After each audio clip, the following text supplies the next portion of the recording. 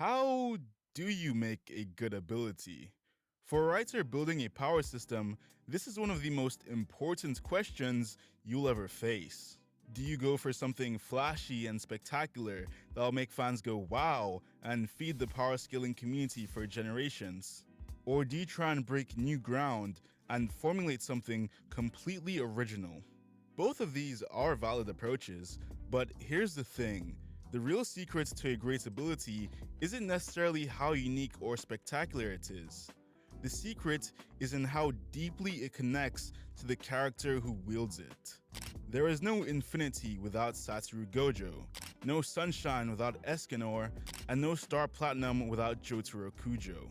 One of my absolute favorite dynamics in storytelling is when a character is mirrored by their ability.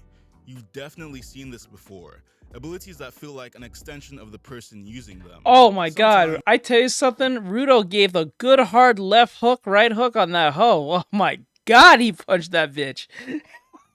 Bro, I was not expecting him to give her the hands the way he did. My god. Yo, when I saw bro put his hands on that chick, I was like, no, was that a bit excessive? I'm like, you know what, she tried to kill me. like bitch is half naked, and then you think to yourself, huh, did he go too far? Or is it I'm just simping at this point? Maybe I'm simping, that's why I'm asking this question, because the bitch tried to kill me. When he walked up on her, I didn't know what he was gonna do. I thought he was gonna say some type of shonen nonsense or something to him. When he walked up on her and he grabbed his fist, I was like, what the hell? And he tries to, the first punch was one thing, but it's when he got on top of her. Everyone was like, what happened? I don't even think Bakugo would have did that shit. It's like, Ryuga Samurai said I didn't remember all that in the manga grinning face with bro, emoji. My heart, I was like, what the hell? I was like, yo, I used to compare this, bro, to like, oh my god. Okay, so like, it's weird. There are like two characters that reminds me of Bakugo. It's Rudo. Like, he's more like a more calmer Bakugo, right? But like Sakura from Windbreaker is more closer in attitude with someone like Bakugo. But he's like a little like I see Sakura more of a little brother to Samurai said Windbreaker. Yeah, I see Sakura more of a little brother, more closer to a Bakugo. He's just more of a nicer Bakugo. But when it comes to Rudo, he's like a sometimes Bakugo because he does think clearly through his shit. It's like if you mix like Midoriya. Yeah, I think that's what it is. Rudo comes off as a mix between Midoriya and Bakugo. But he doesn't come off as like a helpless puppy. You know what I'm saying? You get what I'm saying? Like, he feels like he could be a nice person. But if you piss him off, he will fuck your shit up. But with Sakura, he's always very awkward because he doesn't like people being nice to him because he doesn't know how to handle that. So he just kind of answers with a bravado that he's always has to be tough. But with Rudo, he doesn't have to be tough. He just knows he'll throw hands with you if possible. When he put his hands on that bitch, Ryu the Samurai like, said justice for Gotham. Justice for Gotham. Like, for those who have not seen the scene, if you see what I'm talking about, you're like, oh shit. I'm like, bro, the fight's over. I think you got him. Justice for Gotham. Nathaniel Davis said he threw literal god shit. The power comes first and the character is molded around it. Other times, the character comes first and the ability is crafted to match. Either way, when done well, it transforms abilities from just a cool gimmick into a full-on narrative device, whether that be used to express symbolism, drive character growth, or even act as yeah, I don't even think she deserved that to the degree it did, but like, I understand why Engine didn't get mad at Rudo at the same time. It's not like she said something mean to him. She was trying to kill us. So I was like, it kind of makes sense. Story unfolds. Of course, not every attempt. Yeah, I like how Engine said, I like hot bitches. He's like, I like hot chicks. And he's like, I like really hot chicks. I'm like, he doubled down in that response. I'm like, hey, let's go, bro. I see why Engine's so light. This hits the mark. Sometimes authors fall into the trap of giving their characters surface level connections with their powers that barely go beyond the obvious. You know the drill, the hot-headed guy gets fire powers, or the cold and distant girl gets ice powers, that kind of thing. These aren't inherently bad ideas, but if the ability matches a very surface level Ryu the personality Samurai trait said, Lamau, or I don't aesthetic disagree, but I without don't see digging the deeper, relation, lol. the result usually feels shallow, predictable, and honestly On which kinda one? On boring. Engine? So, Or how do on you pair characters with Rudo? powers in a way that amplifies their writing? What are the common mistakes authors make when trying to achieve this? And more importantly, what makes the best ones truly stand out? Well, by the end of this video, that's exactly what we're going to figure out. So stick around, you might just learn something important. Did they ever reveal Sukuna's real name? Ryu the Samurai said, Yanjin. This is getting Oh, okay, ridiculous. okay. The first couple of sites they blocked were, Let me see. yeah, understandable. Wait, you said relation. What exactly the relation you met Bri? Did I make a comparison if I did? Let me know if I did. I don't remember. I won't be able to use anything just because I live in the UK. I'm kind of busy right now. Good news, Nathaniel Pint. Davis said, I I've have a taken the fire-related liberty dog of that locking has down the pacifist rest personality. of your internet. Ah, But, that's a you know those new contrasty. laws that just passed, right? Well, I'm getting ahead of the curve. I've blocked every single website that I've deemed unfit for public consumption. You can't be serious. I can't make videos without those Ryu sites. the Samurai said I about mean, his saying the that weather he app's liked still- hot chicks rolling on the floor laughing emoji. Oh, okay. I forgot what he said. He did say he mentioned hot chicks, but I think he said he likes hot chicks who are very smart and likes to. Oh, okay. I think he was literally saying to Rudo that it's hard to say. I think he was saying to Rudo that you have to like pull back a little bit, even though she's hot. He's saying the girl is cute. I think he's saying she's cute, and he said something about I like it when they can forgive me. So I think that was his way of saying, I get what you're getting at, Rudo, but you have to understand this is a chick, and chicks are pretty like emotional per se. And even though you did not die, you gotta have like more pullback.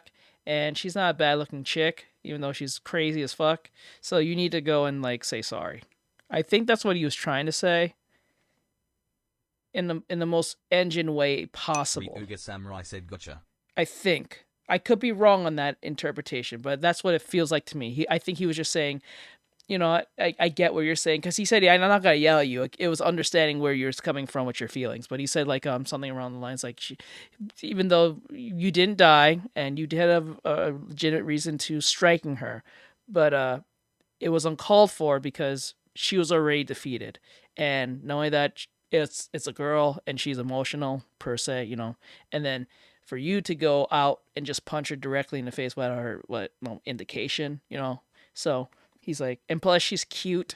I guess that's what he's really saying. So don't be a simp, but then again, don't, you know, take shit, but don't overdo it at the same time. I think that's what he's trying to say. That's why he added that last part saying, I like it when they can forgive me for the bullshit I do. Still up? Just make a video about that. Whatever. I've got a backup for situations just like this. The partner of today's video, NordVPN. Ryu the Samurai said, What's that sounds meant good to enough do? to me. It's pretty simple. That's what I'm thinking. NordVPN lets I me could be decide wrong. what I can see online, not you. It hides my IP and encrypts my internet traffic so nobody can snoop on it. Not hackers, not my ISP, and especially not you. Plus, it comes with Threat Protection Pro. That means it can block dangerous websites, infected files, and malicious ads that lead you to scam pages or phishing traps. Basically, even if you did try to sneak malware onto my PC, which I see you tried to, it wouldn't work. So you can just bypass all my filters like that? Yup, that easy. And because I'm using my exclusive creator link, nordvpn.com/pintis, I get their best deal. A 2-year plan that comes with an extra 4 bonus months on top. And what if you don't like it? Sounds like you're getting interested yourself. Well, anyone who uses NordVPN can get their money back within 30 days due to their money-back guarantee. So it's essentially a risk-free decision. And just like that, I'm good. Goodbye filters, hello actual internet. Fine, sign me up to... Finally bit the bullet. Well then, do yourself a favor and go to nordvpn.com/PintIs to start protecting your browser and internet from people who try to decide what you can and can't do online. And get your extra 4 months bonus when you grab the 2-year plan. Now, let's head back into the video. So, why should a writer even care about pairing characters with the right abilities? An ability, when done right, is much more than just visual spectacle. It can become a direct extension of the character themselves. Everything from how the ability manifests, how it's used, and how it grows can be used to reveal something about a character, their values, their flaws, their struggles, and even their worldview. The ability stops being just a tool to progress the narrative and instead becomes a mirror of the character themselves. This is why the most impactful abilities stay with the audience. It's not just about their spectacle or their feats, it's also about how they expertly related to the character. Suddenly, fights aren't just fists flying or explosions going off. There are also pathways into the psyches of the characters involved in them. And that's where storytelling hits its peak. So how do you actually make a good ability character pairing? Before you answer that question, you have to decide what comes first, the chicken or the egg. Do you want to create a character around an ability, or do you want to design an ability specifically for a character? Different authors have different approaches. For example, Araki will always make his stand abilities first before designing a character's personality and appearance to be in harmony with that. But personally, I think the most effective method is this. First, you decide if you're working on a main character or a side character. If you want your main cast to be engaging and layered, then you need to build them up as people first. Their personalities, backstories, and motivation. Correct. All of that has to come before their abilities. Because when you understand who a character is, you can design powers specifically centered around them, whether that be to highlight their growth or reflect the deeper intricacies of their personality. And that makes for far more compelling storytelling. When it comes to secondary characters though, especially antagonists or side villains, it can be much more effective to do the opposite.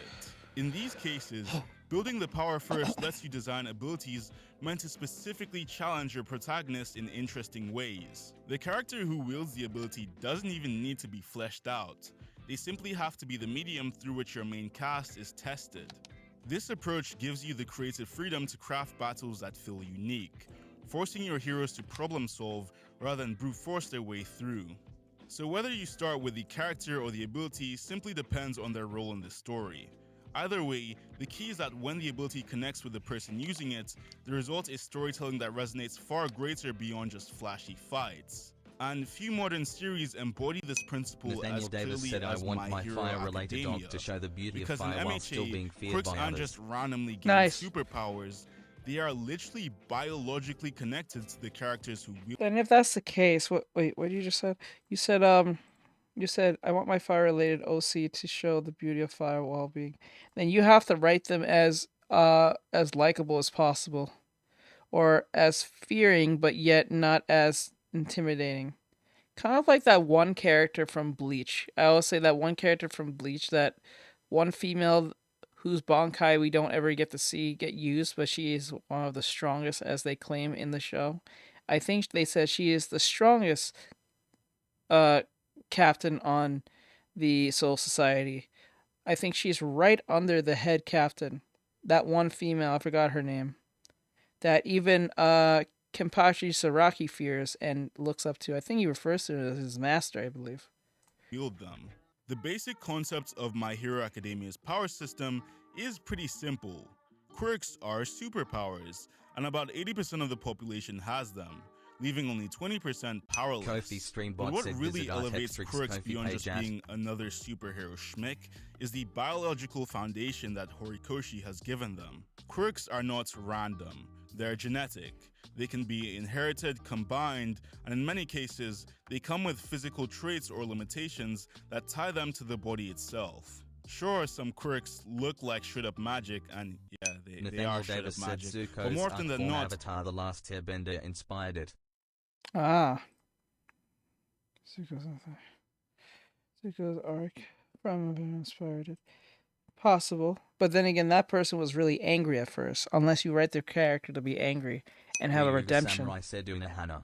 Like, yeah, there you go, Unohana. Because like you said, they are, well, they have fire abilities, but they're not a hothead. So that means they have to be likable and or relatable to a degree where they're not like a Bakugo Zuko type where they're always angry first and then they get redemption later. Therefore. Or you can do the reverse where they're very likable and nice and then they end up being angry over time over a traumatic experience that makes them different and their fire abilities are a lot more, vicious from that point. There's a clever biological explanation, at least trying to ground it. Take Bakugo for example. In most series, a power like his would simply be written as, he has the ability to create explosions from his hands. End of story. But Horikoshi doesn't make it that simple. No, he has to have sweat glands. He has triglycerin in his sweat, so he has to build a bunch of sweat into his gloves per se, or those gauges that he has as his arm, and then it builds up and he can use it to trigger the explosion. So they get more specific as it goes. He specifies that Bakugo's sweat contains a nitroglycerin-like substance, which he can ignite at will.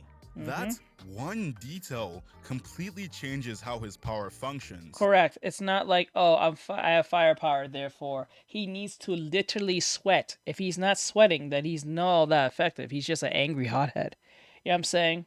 So maybe this is why he written him to be always so quick to be worked up. Nathaniel Davis said there's other people in his world just like him. But the other people with the same abilities are known to act out in rage. So to gain others' trust, he remains neutral. Wait, let me read that again.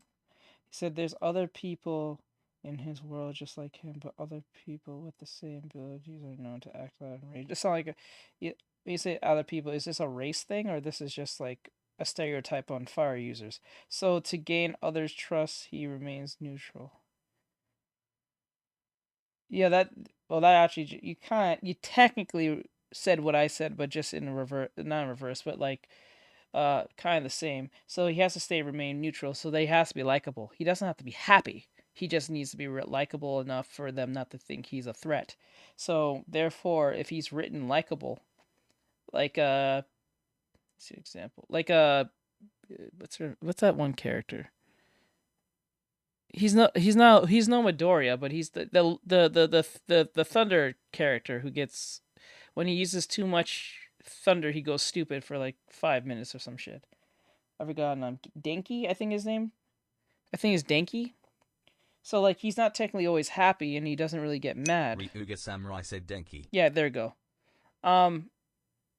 So technically, for your character to be more interesting, you have to write them to be as relatable as possible, but yet also they don't have to be happy. They have to be just be likable, or at least, relatable is the right word. I think the relatable might be the right word, or at least likable to the degree where they're not annoying or they're not happy nor angry, like you said, neutral. So that just went back to what I said. So, but yeah, with Nathaniel Davis said yeah. So like with Bakugo here, it does change everything, because that actually makes sense of why he always works himself up virtually everything. It's just probably just coincidence that he's like this because of his upbringing. JR said, hey yo. Hey JR. Hey bro. Nothing much, just doing my thing. But yeah, with his nitroglycerin sweat, it makes sense, because if he works himself up, he's always quick to fight. It makes sense. It means his explosions can be stored in gauntlets, shared with his allies, or strategically built up into even bigger blasts. What could have been a generic explosion power instead becomes a system with massive tactical depth. But the brilliance of Quirk's biological influence doesn't just stop at explaining the power. In this world, quirks don't just influence how a character fights, but how they think, behave, and even view the world around them by affecting the very brain itself. Where Horikoshi really gets to push this concept is with the League of Villains. And this makes sense after all. The League is built from characters rejected by society Ryuga Samurai because of said their sub quirks. JR. This gives them Not much. Just trying to figure out how to do this animation correctly. I think we're on the right track, but I think I can do better. And we're also listening to this anime analyzation, character design character design analyzation Ryu of the this. samurai said, and he can technically fly. Oh yeah, you can technically fly. Their character Forgot about ability that. dynamics a much deeper narrative weight compared to the heroes whose quirks are just simply tools for them. Take Shigaraki. His quirk, Decay, allows him to destroy anything he touches. On the surface, the connection is simple. Shigaraki is a character that wants to destroy society, so he gains a power that allows him to achieve that. What's interesting is how exactly said the neat. ability I've grows. been out of internet As for like Shigaraki 6 becomes days. more of a Been 6 fighting with days? Net Company. Got it resolved. Was it a financial problem or is there a problem on their end? social threats to the world of My Hero Academia, so does the reach of his decay. By the end of the series, Shigaraki's destructive potential is so potent that he even begins to peel away at himself, showing that for a man with an urge to erase everything around him, the only path that is left is that of self-destruction. Or look at Twice. His duplication quirk could have just been another support ability, but for him, it's deeply rooted in his psyche. The ability to create clones highlights his desperate need for companionship and his fractured sense of self. At one point, he couldn't even use his quirk JR on said himself no, they swore up because and he down didn't that my trust his own modem was identity defective, enough and to I replicate told them because I'm it. tech savvy, Only I when ran he tests on accepts the and line and begins that to it was trust in getting an himself upstream is timeout, he which able to means use their his local node ability was to its down. fullest potential. Then there's Dabi. His firepower is parallel to Todoroki's, but in a far more tragic way. Whereas Todoroki's flames symbolize his inherited trauma, Dabi's flames are his obsession with that trauma, specifically his hatred of his father, Endeavor. His fire is so intense that it burns away at his own body, JR said and they as his didn't believe obsession me. They finally sent a tech out after days of arguing and insulting me, and turns out a squirrel chewed through their wires on their local node.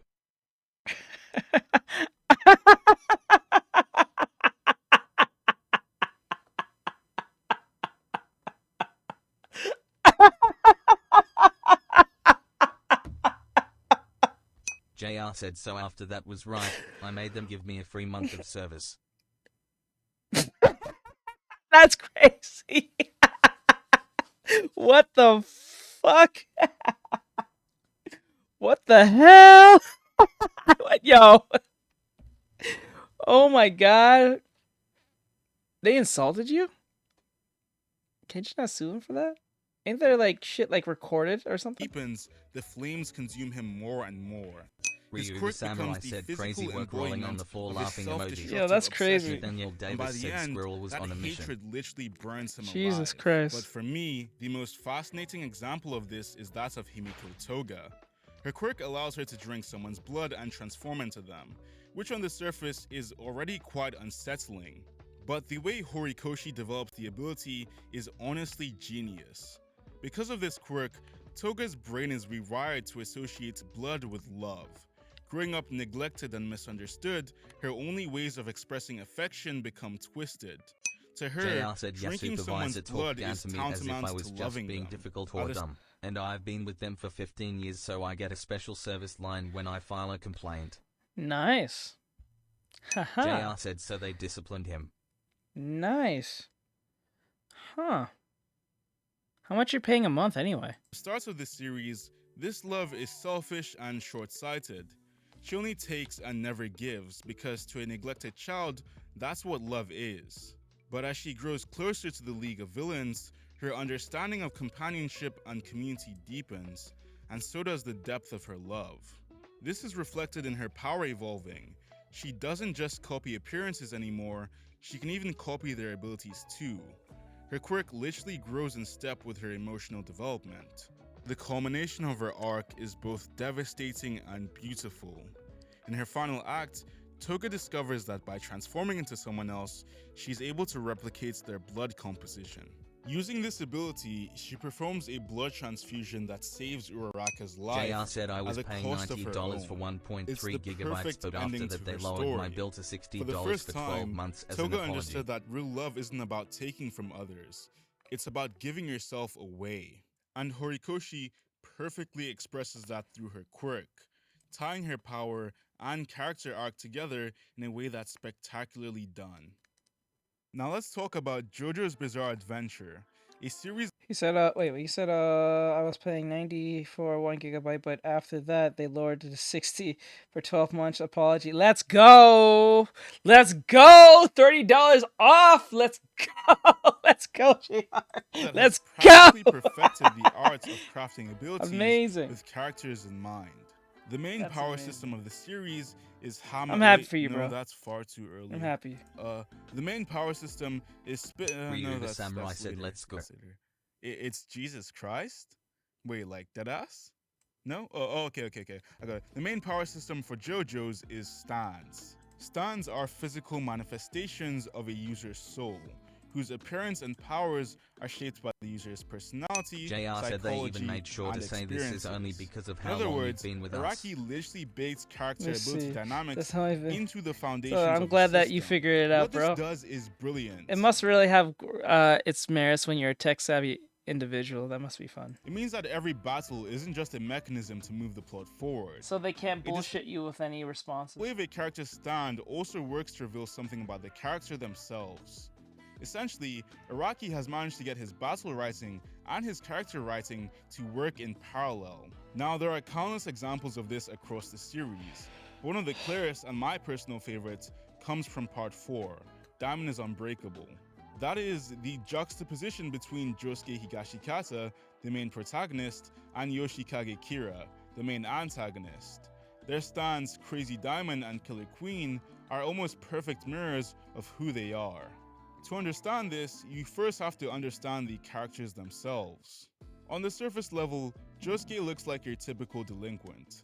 Messy uniform, slicked back pompadour, JR and said always ready apparently to you're a throw gold hands. account after At a 6 glance, years, you'd assume 10 you're he's a just platinum another and punk 15 with you're a attitude diamond. issues. Nice. In reality, Sound like Josuke is incredibly Overwatch type, so. kind-hearted, compassionate, and protective. Sound like a league The player. type of person who would put himself at risk for someone he barely knows. And Crazy Diamond reflects this perfectly. Crazy Diamond is one of the strongest physical stands in the series, rivaling a monster like Star Platinum in terms of sheer speed and power. But there's a very creative twist to Josuke's Nathaniel ability. Davis said ranked. Those fists don't just destroy, they also repair. Crazy Diamond has the ability to restore anything it touches to its original state. You punched through the lady just to fix that shit? What kind of psychopathic shit is that? What the hell? What in the fuck? I don't know. That was just unnecessary. That's just as Ryu unnecessary. the Samurai said yep. Bro, that is unnecessary as Leon jumping off the wall while the chainsaw was... He could have just stepped back. You could have just said, give me the... She could have just leave the room. You could have him punch... Oh my god, that's crazy. In that sense, that raw strength is turned into a sort of kindness. Ryu the In Samurai that said way, no harm, no Josuke's foul, I stand guess. embodies guess. his true self. A guy who seems to have a rough exterior, but whose heart is actually defined by compassion. And Kira, the hand fetishizing mass murderer he is the exact opposite of this. Outwardly, he wants nothing more than to live a quiet, mundane life. He blends in, avoids attention, and lives with a strict routine. But underneath that facade lies a serial killer utterly obsessed with indulging his murderous compulsions while keeping them hidden. He needs to kill, but he also has to erase every trace of his crimes so he can continue living his so-called peaceful life. And that's where Killer Queen comes in, the perfect reflection of that obsession. Killer Queen has the ability to turn anything the user touches into a bomb, erasing its target down to the atomic level. No clothes, no fingerprints, no evidence. Even the explosions themselves are dead quiet to everyone outside the target. It is a stand completely designed to allow Kira to indulge in his violent tendencies while still preserving the illusion of being a completely normal person. The irony is now his name is Kira. Huh. So when these two characters clash, it's not just a question of who has the stronger stand. It's about two fundamentally opposing worldviews colliding. Josuke is someone who uses the strength given to him to protect and restore. On the other hand, Kira is someone who uses the strength given to him to erase and to hide. That contrast creates some of the most gripping tension across the entire series, and is part of what elevates Part 4 to my second favorite part. Yeah, it's impossible to beat Part 7.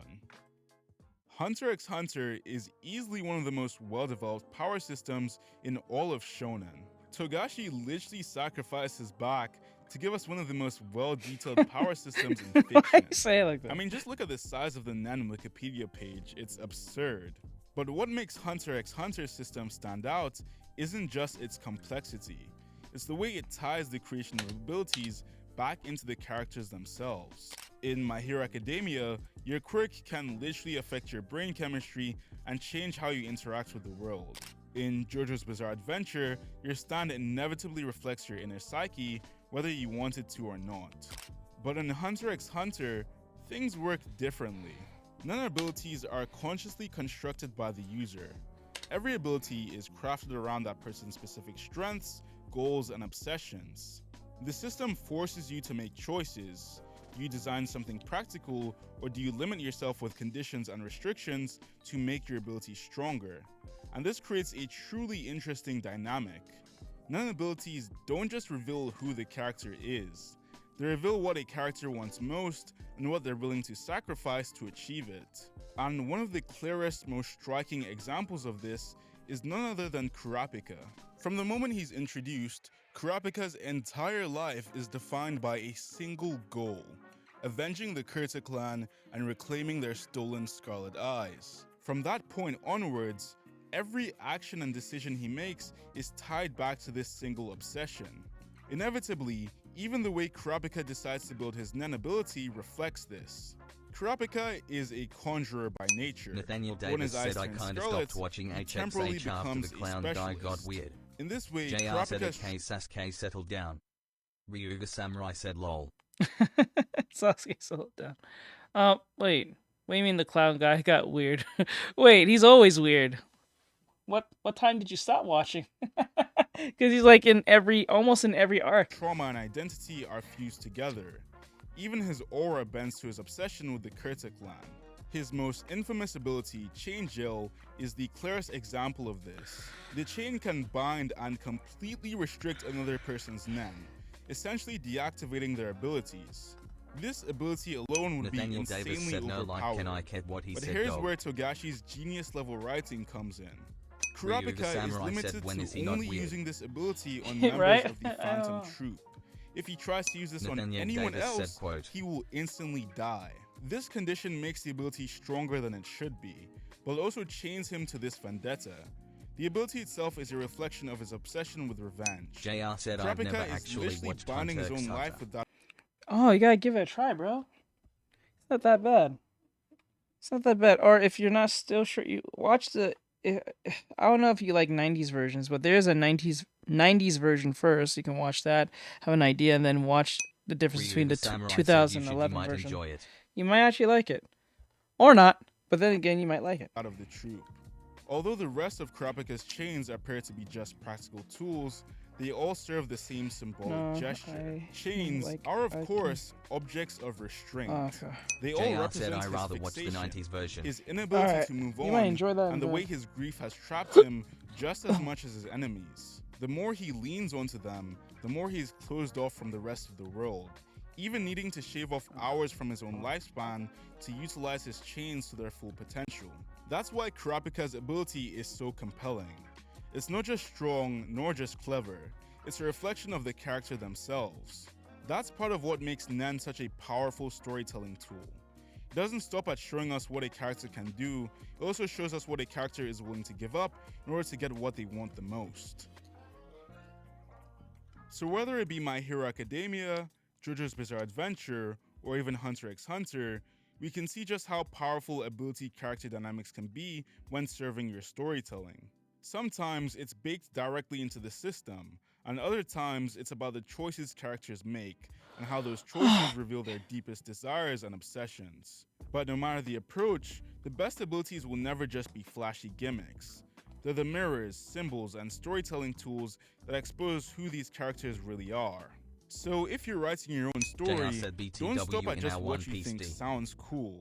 Think about what your character needs most, their complexes, their fears, their psyches, their quirks, By the their way, history, in their our One values, Piece their D&D flaws. game, the player has finally made it through the first half of the Grand Line. Let's go! Let's go! You don't plan them out. You kind of just work with what you have as game master, right? Or you have a plan for them. And then build their power around that. Because when an ability and an identity can work JR said together, nearly 5 years every later. single moment of conflict becomes that much more meaningful. Thank you for watching.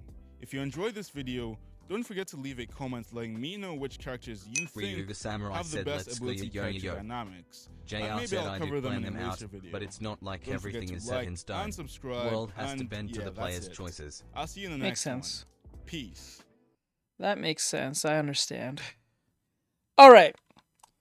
It's been 3 hours now, as I promised.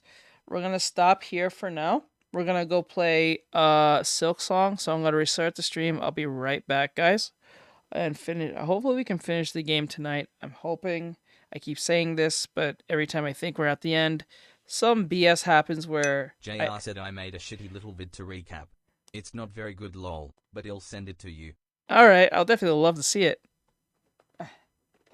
To see it. So, alright, guys.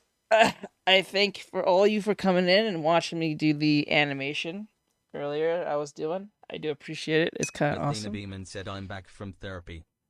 Hey. Wait, well. Hey, Athena. Well, we're going to play Silk Song, so I'll be right back. I'm going to restart everything. I'll be back in like 5 minutes, probably 10 at max. I'll have everything ready, and then we'll finish Silk Song. I'm hoping that we can finish done. I hope we can get it done, but, you know, it is what it is. 1 minute, I think we're about to end it, and then next thing you know, some new region pops up, and then I have to do that whole exploring nonsense. So, I'll see you guys in a few minutes or so. And thank you for watching. For those who only cared for the animation or the reactions, I appreciate it. But if you are here for Silk Song or just gaming in general, I'll see you in 5 minutes. All right. Later, guys.